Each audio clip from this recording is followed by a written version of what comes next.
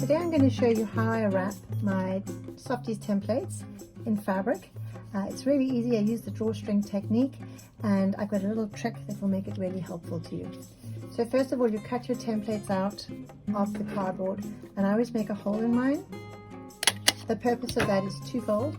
One is it makes it easier to remove the end, and the other reason is I like to keep all my templates on one of these rings. This is the hexy shape, as you can see, and I have it in all different sizes, and it just keeps them nice and neat.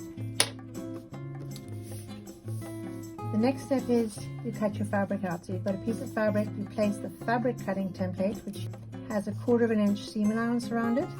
So it's just that little bit bigger than the one that you're going to use to make your shapes.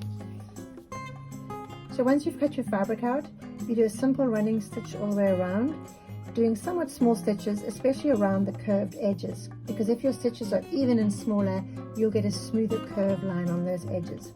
Your two tails need to come out on the right side of the fabric. And once you've done that, you just turn it right side down, you place your template inside, and then you grab your little tails and you gently just pull them and secure that tail, the two tails, with your one hand. And this is where the little trick comes in. I use my hair flattening iron for pressing these. I use the Aria Beauty brand. It's a really high quality one, not only for my hair, but it also gives you temperature control. So you can go up to about 450. I usually do about 360 for this. So you make sure that your threads are nice and tight again, and then you just press it.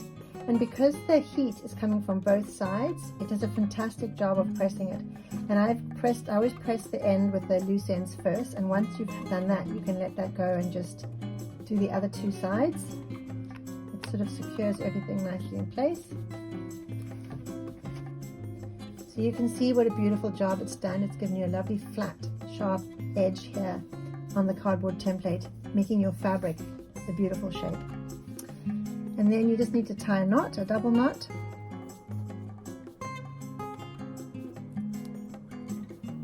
Just like that. And that's just to stop these stitches coming undone when you remove the template.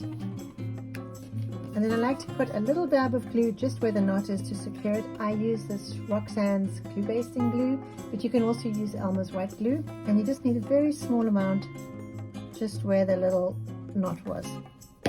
You're not looking to glue anything, you're just looking to stop it from coming undone in the future.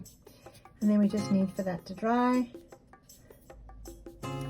Once that's dry, and this is almost dry, the reason that we have the hole in it is so that you can use a chopstick and stick it in the little hole and pull your template out. And as you can see, it's held its shape rather nicely.